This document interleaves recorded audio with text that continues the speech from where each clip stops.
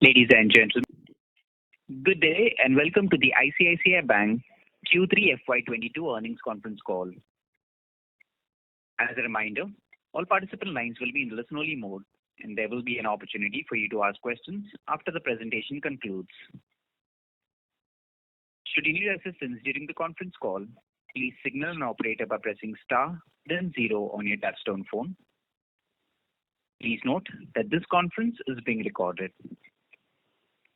I now hand the conference over to Mr. Sandeep Bakhshi, Managing Director and CEO of ICICI Bank. Thank you, and over to you, sir. Good evening to all of you, and welcome to the ICICI Bank earnings call to discuss the results for Q3 of financial year 2022. Joining us today on this call are Vishakha, Anup, Sandeep Batra, Rakesh, and Anandya. We hope that you are safe and in good health.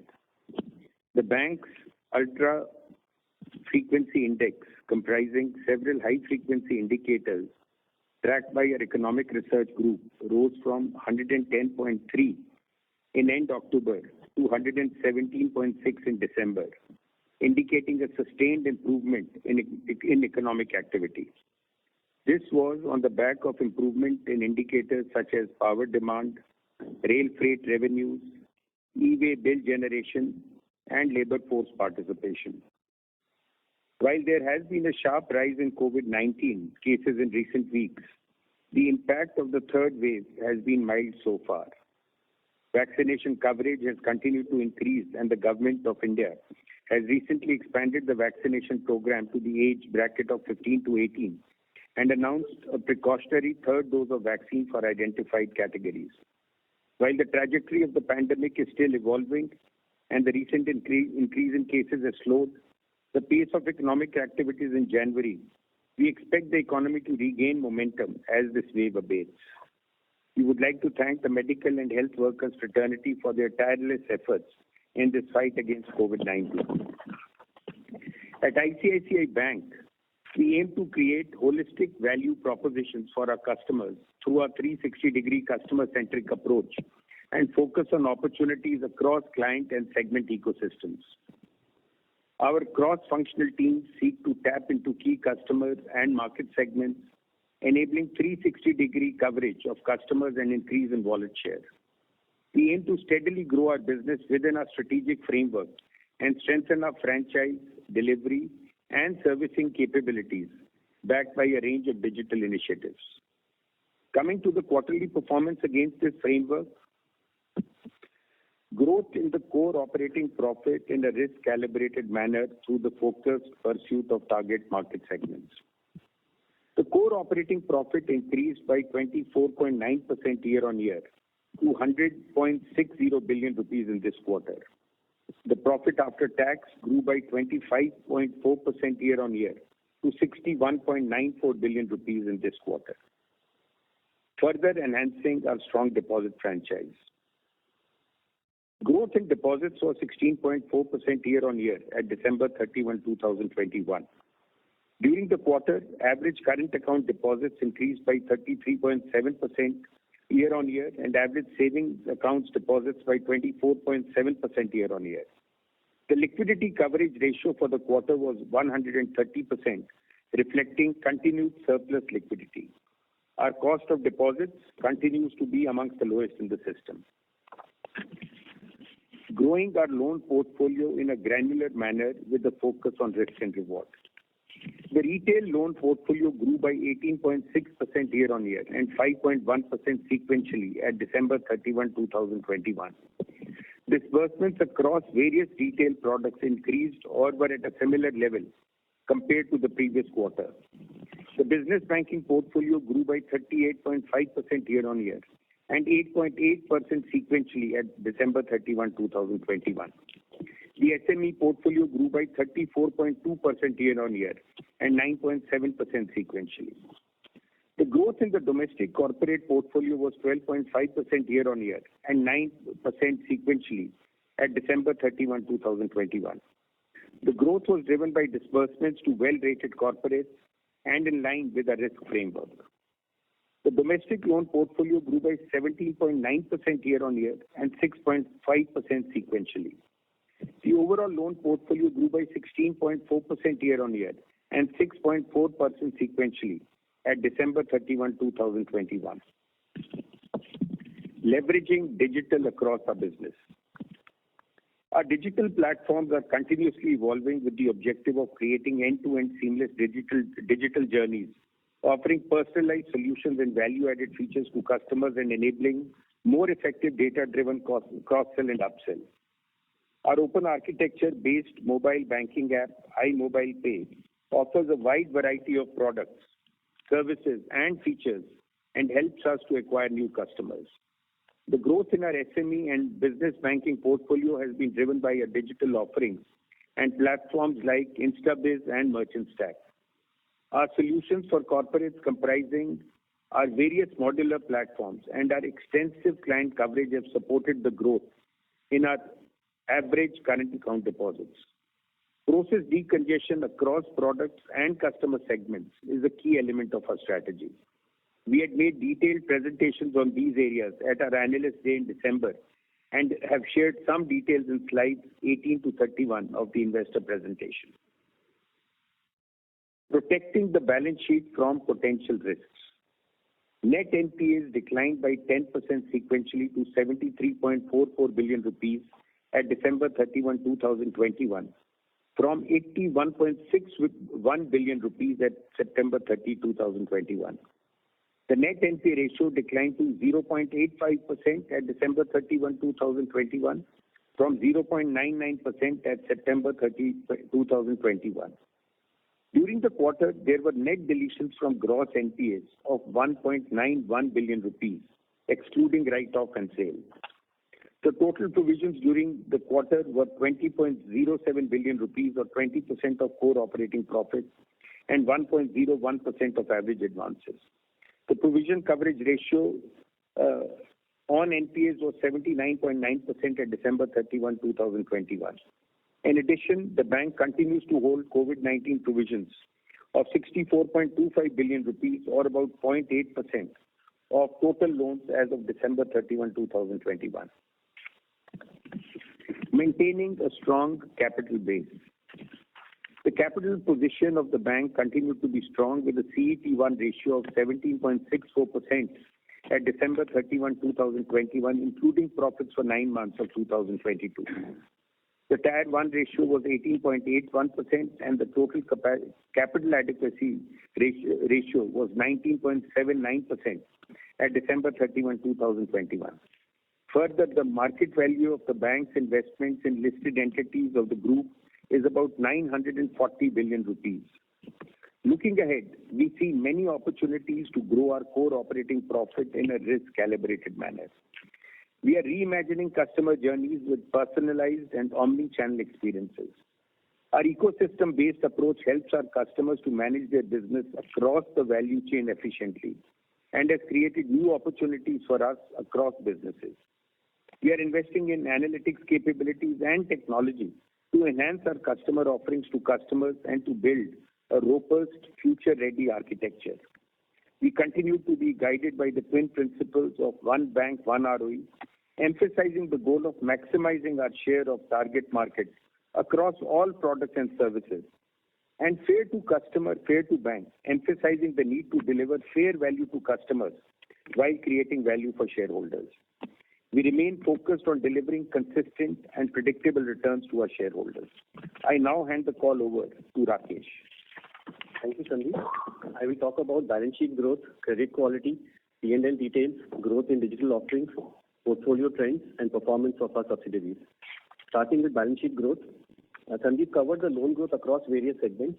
Coming to the growth across retail products, the mortgage portfolio grew by 23.3% year-on-year, rural loans by 9.4%, and auto loans by 11.9%. The commercial vehicles and equipment portfolio declined by 2.8% year-on-year. Growth in the personal loan and credit card portfolio was 25.3% year-on-year.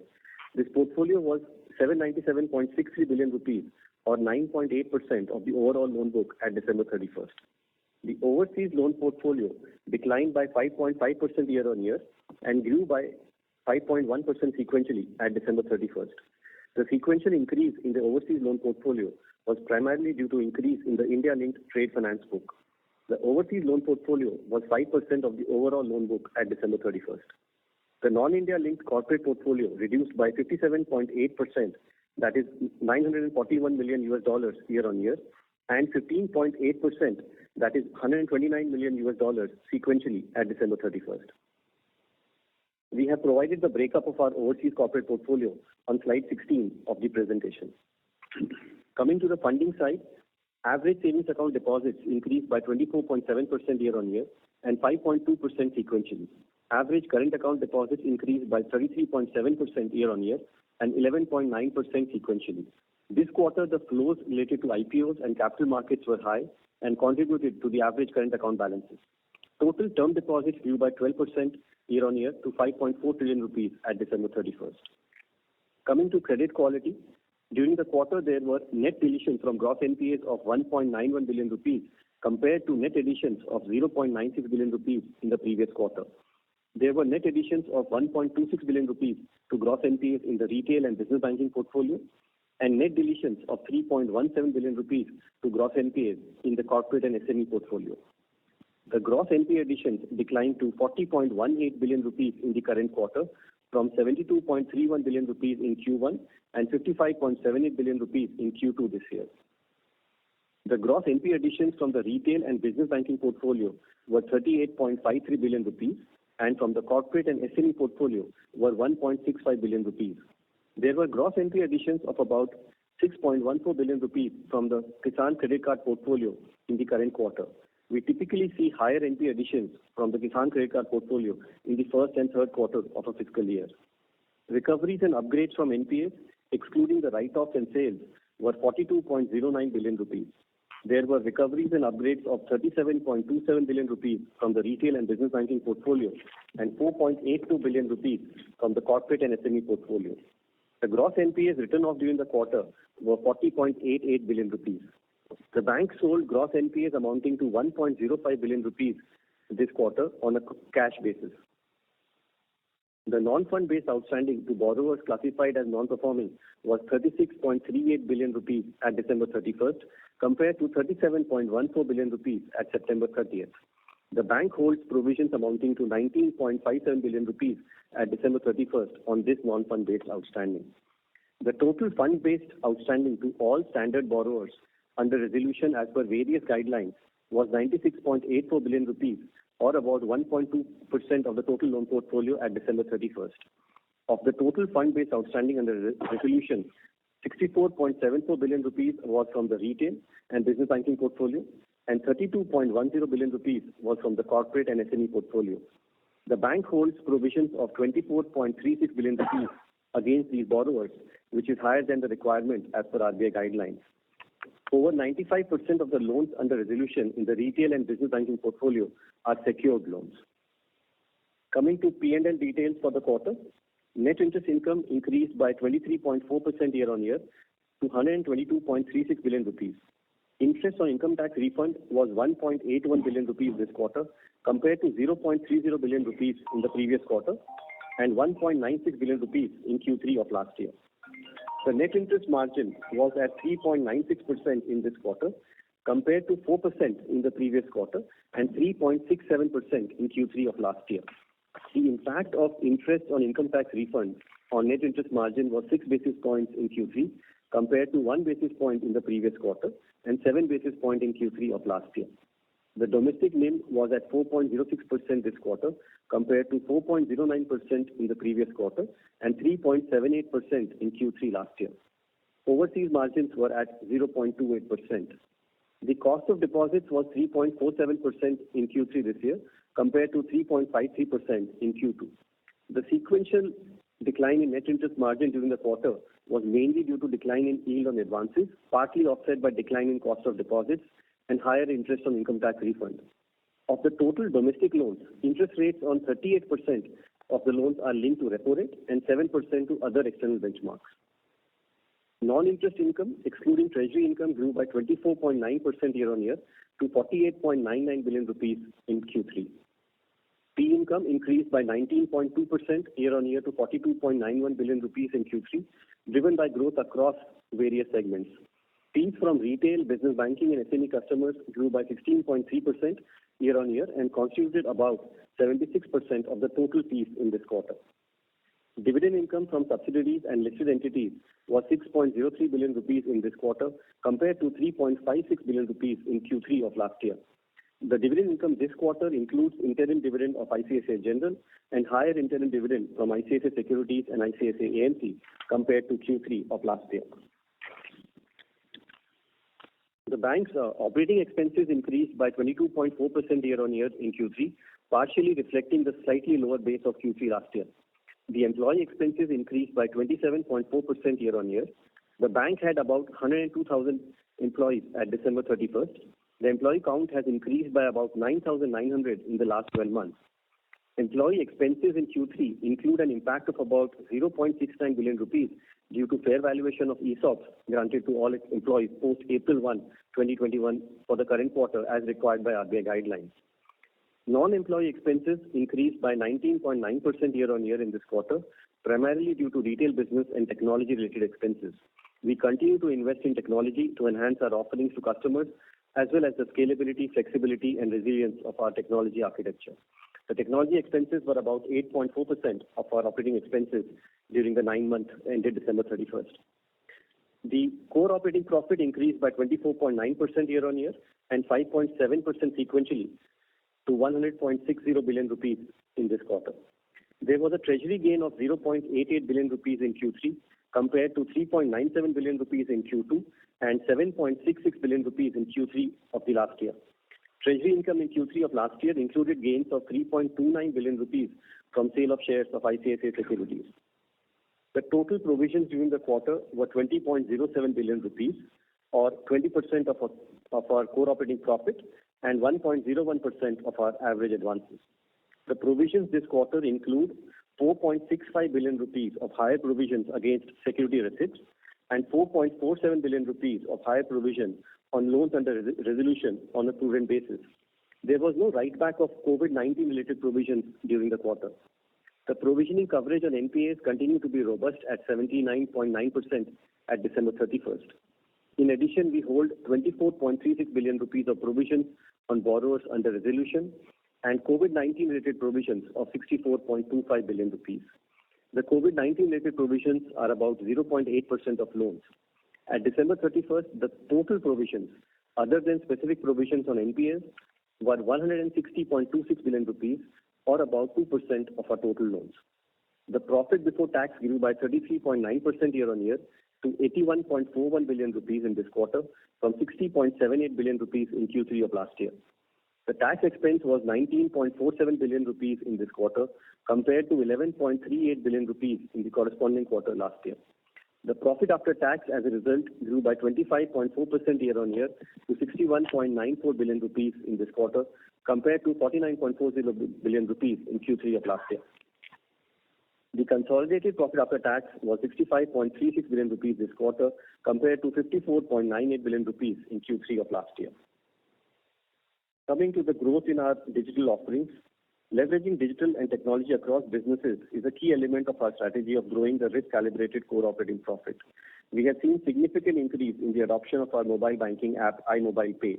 There have been 5.3 million activations of iMobile Pay by non-ICICI Bank account holders as of end December. The value of transactions by non-ICICI Bank account holders grew by 73% sequentially in Q3. The value of credit card spends in Q3 was 2.2 times the value of credit card spends in Q3 last year and grew by 27% sequentially. The value of financial transactions on InstaBiz app grew by about 68% year-on-year in the current quarter. The value of transactions on the supply chain platforms in the current quarter was 3.5 times the value of transactions in Q3 last year.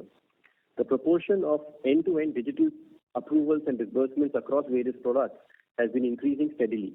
About 33% of our mortgage approvals and 43% of our personal loan disbursements by volume were end-to-end digital in the 9-month period. About 95% of the overdraft facilities set up for business banking current account customers were end-to-end digital in the 9-month period. The bank had launched ICICI Stack for corporates and has created more than 20 industry-specific stacks which provide bespoke and purpose-based digital solutions to corporate clients and their ecosystems. The volume of transactions through these solutions in Q3 was 3.7 times the volume of transactions in Q3 last year. The bank recently launched Trade Emerge for importers and exporters across India, offering banking as well as value-added services. This initiative makes cross-border trade hassle-free, quick and convenient as it offers an array of services in one place. Coming to the portfolio information at December 31st, we have been growing our loan portfolio in a granular manner with a focus on risk and reward.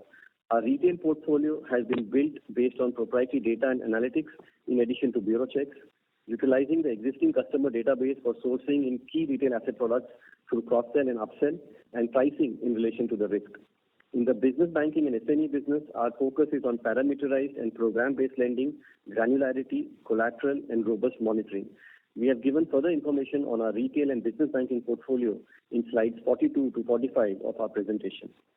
The loan and non-fund-based outstanding to performing corporate and SME borrowers rated BB and below was 118.42 billion rupees at December 31st compared to 127.14 billion rupees at September 30th. The amount of 118.42 billion rupees at December 31st includes 27.97 billion rupees of loans under resolution. The details are given on slide 40 and 41 of the presentation. Similar to the last quarter, other than three accounts, one each in construction, power and telecom sector, the maximum single borrower outstanding in the BB and below portfolio was less than 6 billion rupees at December 31st. At December 31st, we held provisions of 15.75 billion rupees on the BB and below portfolio compared to 9.6 billion rupees at 30th September. This includes provisions held against borrowers under resolution included in this portfolio. The builder portfolio, including construction finance, lease rental discounting, term loans and working capital loans, was 257.53 billion rupees at December 31st compared to 228.14 billion rupees at September 30th. The builder portfolio is about 3% of our total loan portfolio. Our portfolio is granular in nature, with the larger exposures being to well-established builders, and this is also reflected in the sequential increase in the portfolio. About 11% of our builder portfolio at December 31st was either rated BB and below internally or was classified as non-performing, compared to 13% at 30th September. The total outstanding to NBFCs and HFCs was 675.86 billion rupees at December 31st, compared to 605.11 billion rupees at September 30th. The total outstanding loans to NBFCs and HFCs were about 7% of our advances at December 31st. The details are given on slide 47 of the presentation. The sequential increase in the outstanding to NBFCs and HFCs is mainly due to disbursements to PSU entities having long vintage and owned by banks and well-established corporate groups. The proportion of the NBFC and HFC portfolio internally rated BB and below or non-performing is less than 0.4% of the portfolio at December 31st. Lastly, on the subsidiaries and key associates, the details of the financial performance of the subsidiaries and key associates is covered in slides 52 to 54 and slides 73 to 78 in the investor presentation. The new business premium of ICICI Life grew by 29.7% year-on-year to 102.48 billion rupees in 9 months this year. The VNB margin increased from 25.1% in FY 2021 to 27.1% in 9 months this year. The value of new business increased by 34.8% year-on-year to 13.88 billion rupees in 9 months this year. The profit after tax of ICICI Life was 5.69 billion rupees in 9 months this year compared to 8.96 billion rupees in 9 months of last year. ICICI Life had a net loss of 1.86 billion rupees in Q1 this year, primarily because of COVID-19 claims and provisions made for incurred but not reported claims. The profit after tax was 3.11 billion rupees in this quarter compared to 3.06 billion rupees in Q3 of last year. Gross direct premium income of ICICI General was 133.11 billion rupees in 9 months this year compared to 105.25 billion rupees in 9 months last year. The combined ratio was 111.0% in 9 months of this year compared to 99.1% in 9 months last year. The profit after tax was 3.18 billion rupees this quarter compared to 3.14 billion rupees in Q3 last year. Prior period numbers are not comparable due to the reflection of the general insurance business of Bharti AXA in the current period numbers. The profit after tax of ICICI AMC was 3.34 billion rupees in this quarter compared to 3.58 billion rupees in Q3 of last year. The profit after tax of ICICI Securities on a consolidated basis increased by 42.3% year-on-year to 3.8 billion rupees in this quarter from 2.67 billion rupees in Q3 of last year. ICICI Bank Canada made a profit after tax of 11.5 million Canadian dollars in this quarter compared to 5.1 million Canadian dollars in Q3 last year and 8.4 million Canadian dollars in Q2 this year. The sequential increase in profit after tax of ICICI Bank Canada is mainly due to write-back of provisions. The loan book of ICICI Bank Canada at December 31st declined by 4.8% year-on-year. ICICI Bank Canada has repatriated Canadian dollars 220 million of equity capital to ICICI Bank in January this year. ICICI Bank UK had a profit after tax of $3 million this quarter compared to $2.2 million in Q3 of last year and $2 million in Q2 this year. The loan book of ICICI Bank UK at December 31st declined by 21.3% year-on-year and 2.2% sequentially. As per Ind AS, ICICI Home Finance had a profit after tax of 0.48 billion rupees in the current quarter compared to 0.03 billion rupees in Q3 of last year and 0.46 billion rupees in Q2 this year. The year-on-year increase in profit after tax is mainly due to decline in cost of funds and lower provisions. With this, we conclude our opening remarks and we will now be happy to take your questions. Thank you very much. We will now begin the question and answer session. Anyone who wishes to ask a question may press star and one on their touchtone telephone. If you wish to remove yourself from the question queue, you may press star and two. Participants are requested to use handsets while asking a question. Ladies and gentlemen, we will wait for a moment while the question queue assembles. The first question is from the line of Mahrukh Adajania from Elara Capital. Please go ahead. Congratulations. My first question is on fees. So the fee growth has been very strong for the second consecutive quarter. Would cards be the biggest delta? And would there be any risk to card fees in the near to medium term? So the fee growth, Mahrukh, that we have seen has been strong across various segments. It's on the retail asset side, credit card and payments, on the wholesale banking side, small businesses, SME. So we have seen, an overall, growth across businesses and across, products as well.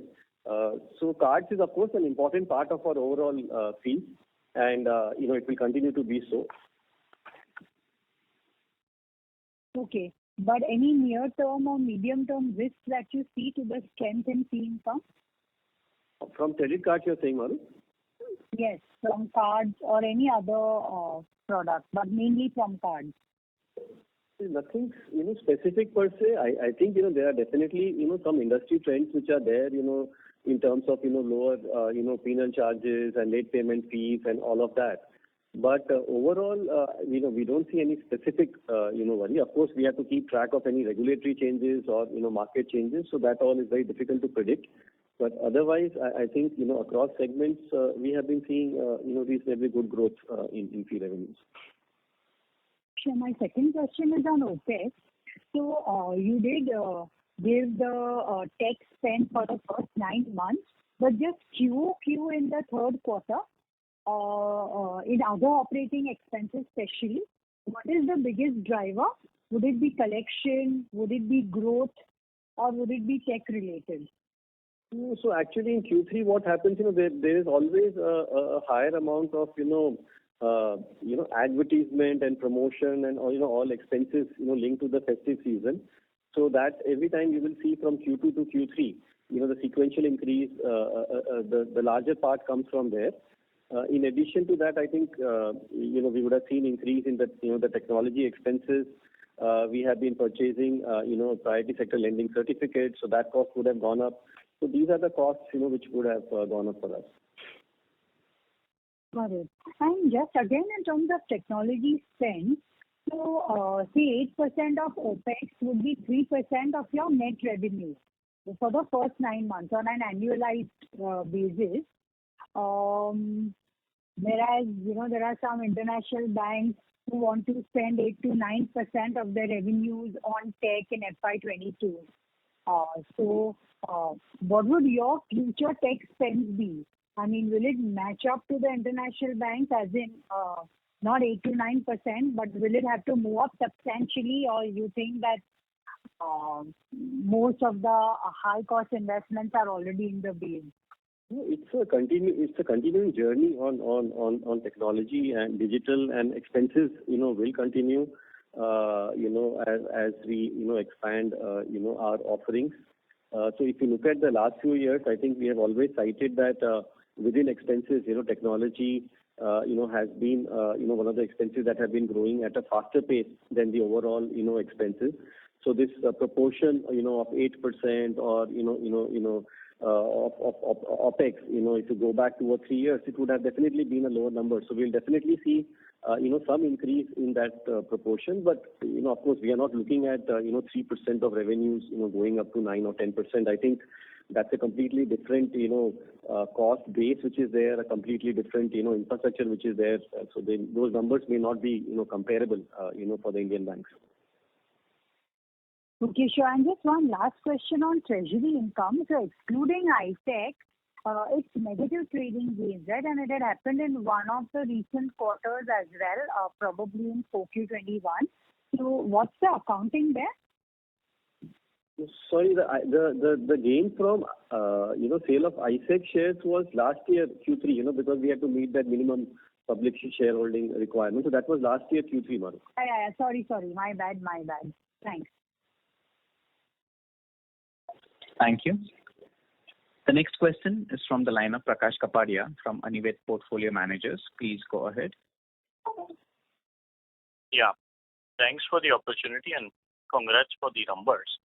Recently we've been advertising a lot about our trade services. So, is there a big opportunity to increase market share, based on open architecture model like what we've done in retail? Will it be, forex related and payments driven? And any sense you can give about, current market share and the room for growth, because we seem to be doing well. And secondly, on the auto side, we've seen the pre-owned car market has, grown 2x of OEM sales in the last few years. So is there an opportunity we are focusing to grow the loan book, any tie-ups on the end with a Maruti or a Mahindra or some of the larger players? These are 2 questions. Yeah, so, on the trade side, definitely, we see, a huge opportunity, across our, business segments, on the small business side as well as the larger, corporates. And, we have been, leveraging our, digital offerings also, to kind of, scale up that, business. You would have seen that even in our, overseas business, we have seen the increase has come, from the trade, finance book. Domestically also, both in terms of, trade related, short-term book, as well as, LCs and they are key contributors for us. And the growth there has been, quite good for us. And we would, assume that will continue to be a strong, driver for the fee income as well, which Maruf was earlier, talking about. And it kind of, fits in very well with our, overall approach of, capturing the entire, customer 360 and the ecosystem. So on the, pre-owned cars, clearly that is something where the yields are better and, the overall ROEs also, are better, if the, credit costs are kind of, contained. But definitely there is some bit of, higher risk as well. So we would want, kind of an optimal proportion of our, car loan business to be of the pre-owned, cars. And so nothing specific to highlight there. We are very happy to grow that business, and that proportion for us, has been, increasing, as well. And it is an important component, especially, from an overall, the car loan business, profitability point of view.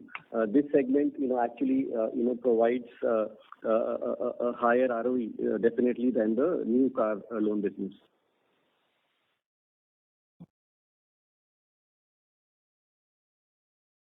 Understood. And any sense on that market share, if you could give, we are in, low teens, 3, 4, 5% on some of these corporate initiatives which you mentioned, and can it grow in the near future? So, we of course, track those, market shares based on, various data, but we have not, disclosed that, per se separately. But, the market share would, vary, anywhere, from, 5% to up to 15%, across the various initiatives that we are doing. Thank you. Thank you. All the best. Thank you. The next question is from the line of Mittal Agarwal from Motilal Oswal. Please go ahead. Yeah, hi, this is Mittal here. Thanks for the opportunity and congratulations on very strong results. So the question is on the credit card segment. Again, like we have reported very strong growth in card spends, and if you can share some light on how the revolve rate are trending in this business now.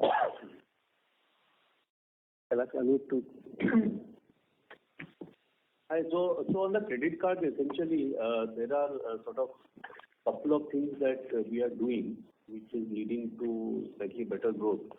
One is on the retail segment itself. So we are doing much more intense activity on the portfolio segment, in the sense that what are the customer behaviors, where are they behaving, and if they have, and whatever spends we have to do on activation or spends that we have to do on rewards and other things, we are just ensuring that every rupee that we are spending, it is matching with the customer behavior or what we think will be the customer behavior, so that the return on those investments are good. So we don't see it as expenses. We are actually seeing it as return on investment. Every rupee invested, how much return is going to come from that. So that is one. The second, we also had good help from Amazon, as you know. And Amazon now is the portfolio. Of course, the risk in the portfolio is very little, and the spends are also very high, and the quality of customers are very high. So not just the Amazon card, the cross-sell on the Amazon card, etc., and the profile of customers that you get and the stickiness that you get, the other allied benefits as such. And the third one, there is a nice portfolio that is getting built up on the commercial cards. So these are the three big drivers that is happening.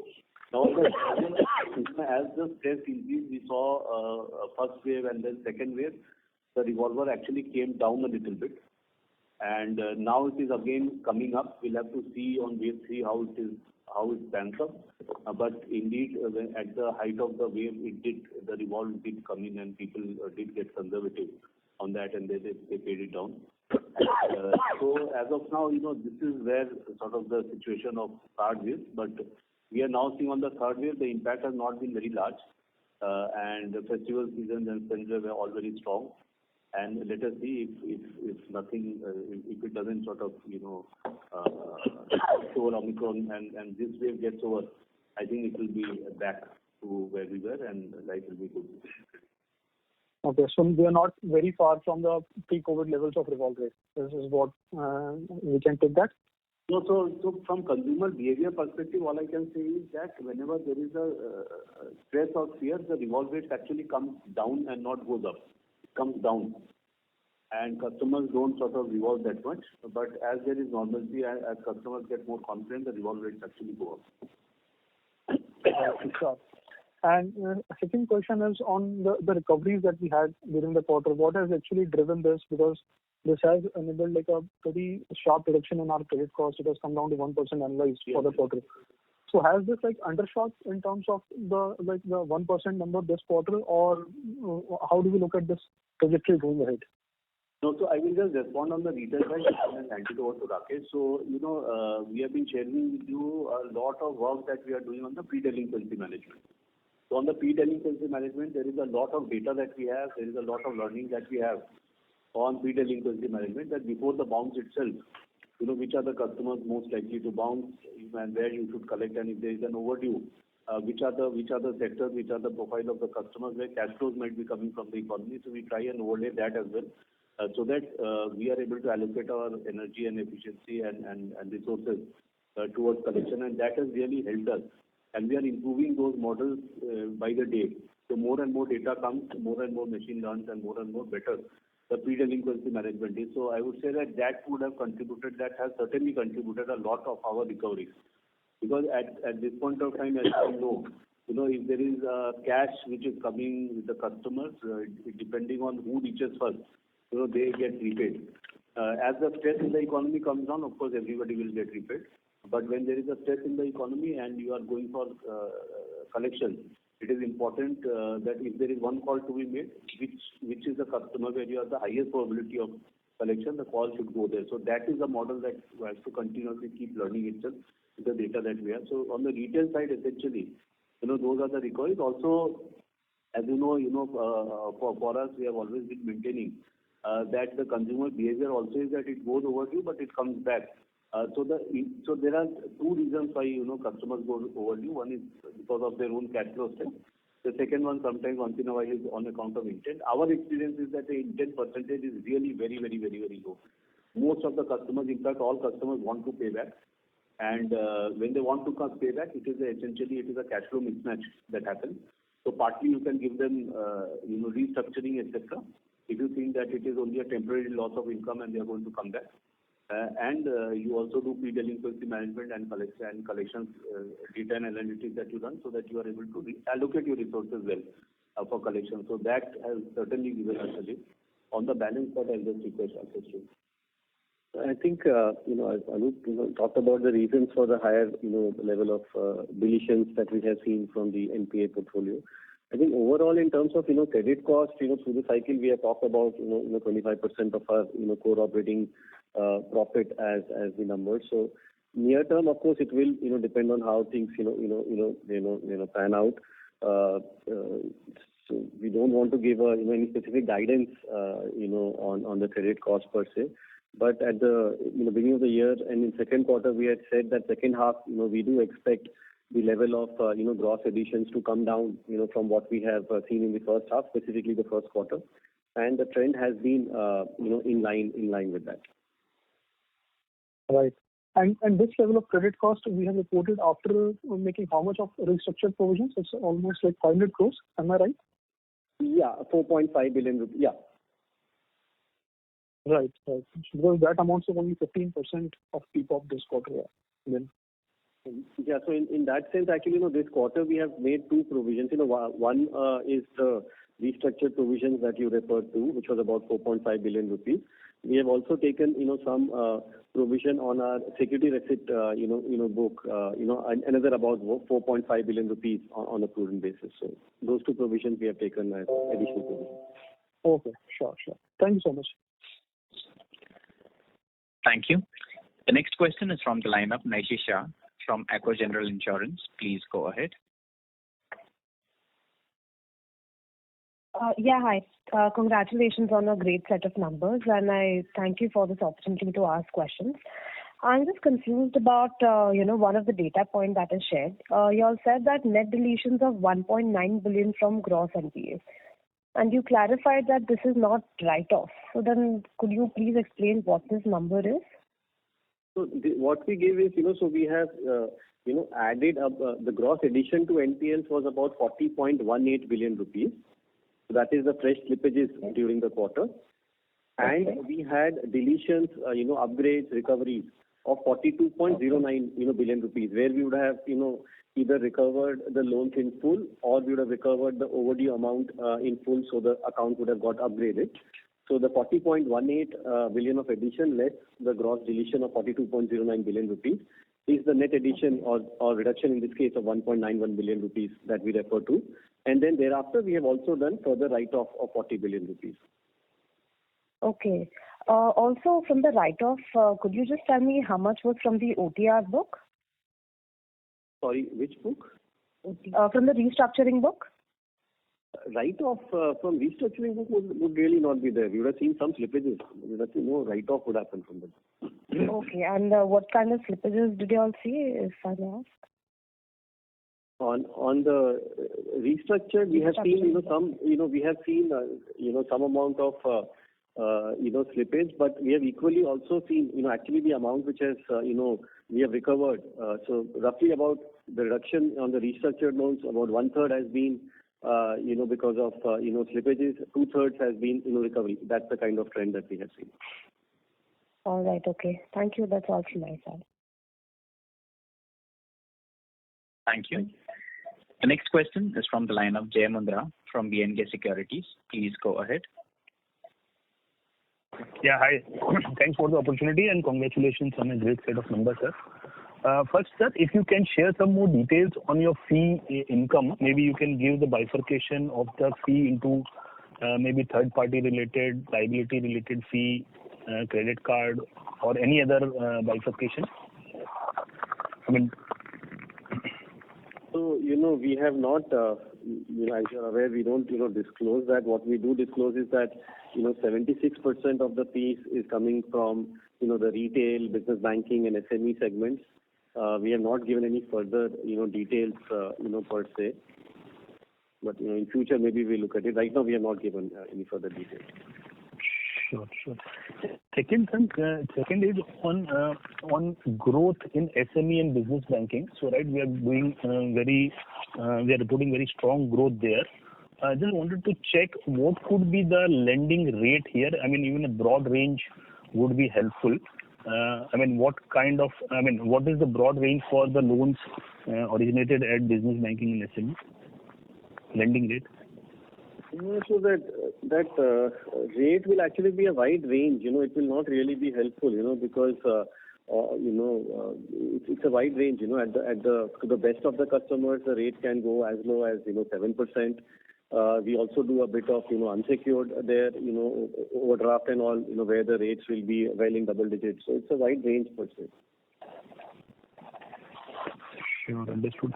And last question, sir, is on your general insurance arm. So now that we have gone below, I think 48 or 49%, what is the way forward there? What is going to be the bank's stake? What is your view on the bank's eventual stake there? So, as we have disclosed earlier that banks cannot hold between 30 and 50%. So either you have to have it as a 50% subsidiary or you have to hold below 30%. We have got an exemption from the government through recommendation of RBI to hold between 30 and 50% till September of 2023. And so, in the interim, we would need to reduce our shareholding to 30% in ICICI General. So that could happen, through any of the means, or we could also always, extend that request for an extension of that period. So that is how it will play out. Understood, sir. Understood. Thank you very much, sir. Thank you. Thank you. The next question is from the line of Prakhar Agarwal from Edelweiss. Please go ahead. Yeah, hi sir. 3 sets of questions. To start, and a few of these follow up to the questions that we have referred earlier. So we have been seeing a fairly reasonable growth, at least in SME and business banking. Would you attribute this to the improving underlying in this segment, or it's more to do with the internal changes that bank has been undergoing? If you look at the growth in the business banking, segment for us, I think over the last now 4 years or so, it has been a very strong growth. SME again, for at least the last 2.5 years, we have seen that growth. So it of course has to do with the market opportunity, which is there for us to grow. But in addition, it also reflects the sharp focus that we have put on these business segments. The fact that we have been leveraging our branches a lot more in the past few years to acquire this business, and this all also has got driven by the kind of streamlining of processes that we have done in terms of customer acquisition, onboarding, underwriting. So all of those steps which we have taken have kind of enabled us to grow at this pace. The strong underpinning of technology and digital, of course, is there, because that is something which kind of ensures that we are able to attract customers. A lot of this business that we are doing is with existing customers of the bank also. So the focus has meant that as we acquire business from the branches, there have been customers who have had current accounts with us, but we have not had a lending relationship with them. So all of that is something which is really helping us in this growth, and we are very focused in terms of ensuring that we meet our return thresholds, we meet our risk thresholds. We look at the granularity, we look at ensuring that there is good collateral. a wide spread across sectors. So all of this is what has really been driving growth for us. Great. Second bit on fee income. So while you have highlighted that you have seen growth being more secular in nature, any pocket of pressure that you probably see on the fee income side, or any pockets wherein you probably see some pressure points on fee income side? Couple of banks have been highlighting that at overall level there are a couple of pockets wherein you are seeing pressure points on fee income side. So there are actually, there will always be, some, element of fee which will be growing at a lower pace, than overall. Plus there are always some, regulatory changes, which keep on, coming. So for example, on the lending side, the lending linked fees, that will be growing, slower for us, especially on the corporate side, as we focus more and more on A and above rated, lending business. The lending rated fees there is much lesser. The third party distribution fees for us, that would be growing at somewhat slower pace than the overall, fees. So there will be, various, things. But if you look at, previous quarter also, our growth was, around, 20% or so, and this quarter is about 19%. Perfect. Just lastly, in terms of your yields, so probably we have seen a couple of quarters wherein we have seen pressure points on yields, despite reasonable favorable mix change. What would you attribute this to, and how do you see your margins settling in maybe 2 years, 3 years out? Anything from that? So you said margins in what period? So yields. If I were to just look at last couple of quarters, we have seen some pressure points on yield on net loans. What would you attribute this to? So on the lending side, incrementally, clearly there has been a lot of pressure on the lending spreads. I think given the surplus liquidity in the system and overall, loan growth for the system is indeed, still running at, around that, 8-9%, kind of a level. So that is something which has, impacted the yield, and it is there for all the banks, that we have, seen. And in the near term, I think, like we had said, last quarter, our first half NIM was about 3.94%, and we had talked about protecting our NIM at around that level in the near term, and that's what our focus is. There are a lot of moving parts. I think on the deposit side, I think the deposit costs have bottomed out for banks. On the lending side, maybe there is still some further pressure which could be there. The surplus liquidity in the balance sheet, as that keeps on getting deployed, I think that will be a positive as well.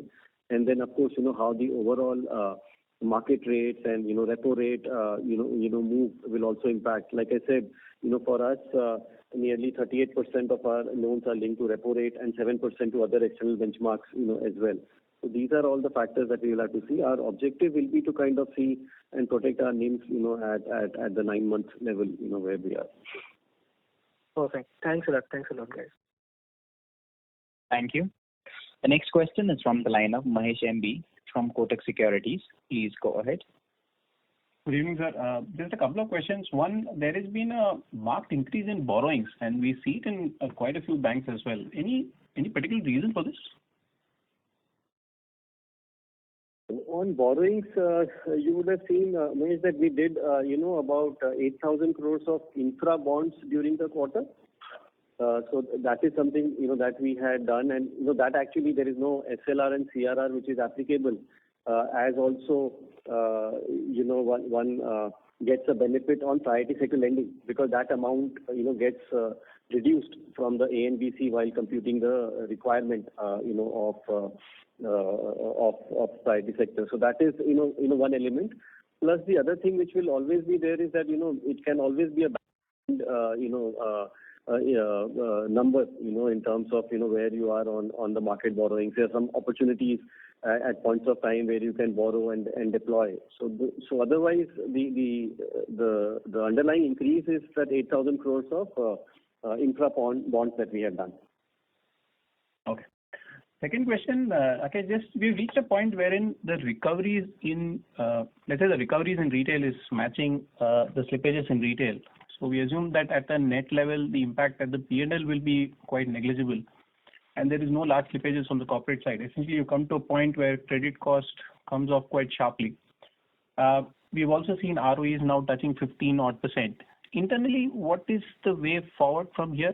Do you allow the ROEs to inch up? Do you reduce the riskiness of the book by going towards a slightly lower risk segment? Do you invest more? How are you seeing the next few quarters? Mahesh, I think, we'll have to look at it from a slightly more, medium, long term. In the near term, of course, we have seen a lot of, deletions from NPLs coming in. It also reflects the fact that we did add a fair bit of NPLs, last year and in the first quarter, this year. So that this trend at some stage of deletions will definitely slow down as well. So as of now, I think, we would kind of stay with, what our long-term, kind of estimates for, credit cost is. In the near term, yes, it could, end up, undershooting that. That is always a possibility. But, let us see in terms of the point that you are saying on the, the risk aspect of it. I think that is something which, we always look at it from a risk and return, thresholds, together. So that's why, we have been happy to grow, credit card book or personal loan book, as well. And aside from the fact that because of the pandemic, the growth has been much lower over the last, 6 quarters or so in this portfolio. But as you are aware, prior to that, that book was, growing at, close to 40% on a YOY basis. And as Anup mentioned earlier, as things kind of, normalize, unfortunately, the, third wave has happened. Otherwise, things are kind of, getting back to a much more normal level. So we would see, more increase in some of these segments, where the customers are also, happy to, take, some of these loans which are more from a discretionary perspective, that they take. So we will always, evaluate that, Mahesh, in terms of the portfolio.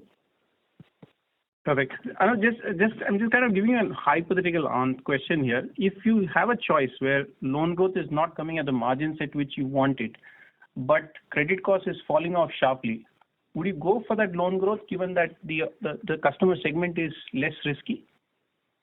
Yeah, we would. So again, it's nothing to do with the historic book. I think, one has to look at what you're underwriting on an incremental basis.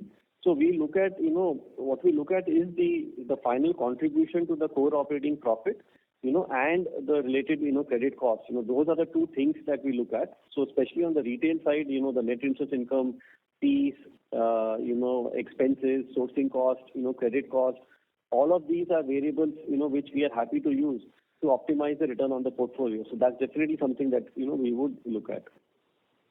Perfect. Thanks a lot. Thank you. The next question is from the line of Akriti Kakkar from Goldman Sachs. Please go ahead. Yeah, hi, good evening, everyone. Just a couple of questions, actually more product related. So mortgages, have been growing nicely, last few quarters. So just wanted to understand, there's been a, clearly, pressure on yields and where the yields are. How are you all thinking about it, in terms of, making money on this product? And then this question actually not only about mortgages, but in terms of the cross-sell opportunities that are available to mortgage customers. So just wanted to understand how you all see that, playing out, because the growth has been strong, and this is facing pricing. So the pricing on the mortgage side, it's always, competitive. I think we are very clear that we don't want to be price leaders, in any of the segments, including mortgages. But, if we see the market rates where they are, we would be, happy to be at par. Because indeed it's a sticky product, you acquire, good long-term value, customers. So we are happy to match the lending rates which are there. And again, it's not that we will go and do, our entire business at the headline rates, which are there. We look at the portfolio, we look at the risk, and we kind of, work out, what are the yields that will, work for us from a portfolio perspective. We also factor in the overall, customer profitability, not just from the mortgage, business. At times, we also look at the mortgage plus, the loan against property business in aggregate as well to see, where our, overall returns are. The good thing with the mortgage, book is that, all of this is floating rate, linked to repo rate. So, at some stage, as the funding costs go up, those yields will also, kind of go up. But there can definitely be a lag between, that happening. So we will, continue to focus on the mortgage book, and that is an important book for us to grow. And we will be competitive in terms of, pricing there, though we will not be price leaders. Just a follow-on. So the customer level profitability also, let's say over the last 2-3 years, has that been? I mean, you all have been able to maintain that, or that has also sort of, come under pressure? Actually, customer level profitability on the retail side that we look at, so it's basically, one has bands of, profitability that we have, and we track that, very closely, the respective, retail, branches, and the zonal heads. And we try and kind of move the customers, up those, profitability bands. And there it definitely is helpful, when you are able to, sell more products and services, to the customer. So overall, I think, hopefully, now we have seen a slight uptick in deposit rates. So maybe the lowering of mortgage rates will be kind of, hopefully behind us, but let's see. Got it. The other question actually was, again, going back to credit cards and just looking at your slide 30, I think the spend market share has really picked up nicely. But the number of cards, like, in a particular band of 17 to 18%. So does it mean that, the spends, Anup talked about the partnership, of Amazon has been pretty good. So the card, has become more productive, per card spends, the market share gain over there is much higher. So this is trying to understand, what explains the sharp, pickup in the market share on spends versus the cards in force, and how much more traction would be there on a go-forward basis? So as I said earlier, there are three clear drivers. So there is normal retail where portfolio management, a sharper portfolio management is driving the spends. Amazon, the good thing is that the activation rates are quick. So if there is a card and, customers generally immediately start the spends. So really the S-curve is very steep. So that is the second thing. And third is on the commercial card side also there is a improvement. So these are the three drivers of card spends. And they seem to be quite secular, and customers are activating. I must also add, to what Rakesh was saying, that overall I think the dispensation of customers because of whatever is happening with the banks and with the help of all of you and the brands, because brand salience is increasing, we are sensing that customers' propensity to also take out cards or come to us and do more business with us, that is also increasing. So that is also overall, I must say, helping the bank. So of course, while we are working hard, but I must say that customers are also tilting a bit towards us because of the brand and because of the positivity of the brand at this point of time. And then this Amazon is 2 million cards, which is roughly 17% of the total cards issued, if I'm not wrong. But in spends, would it be a much higher number, like north of 20-25%? Fair to assume that? Yeah, the propensity of Amazon customers to spend more is higher. Understood. Okay, thanks, Anup. Just one last question, Rakesh. The write-offs are pretty sharp this quarter. What explains this, kind of write-offs, and yeah, which product segment would have driven this? Yeah. There is no specific explanation per se, but indeed, we have a high level of provisions against the gross NPAs, and that's what we have written off. A fair bit of that will be also against the retail NPAs. You would have seen the gross retail NPAs have also come down, December over September. So no specific product, it's just across the board. It is across, on the retail, across the products. Got it. Thank you so much. Thank you. The next question is from the line of Nilanjan Karfa from Nomura. Please go ahead.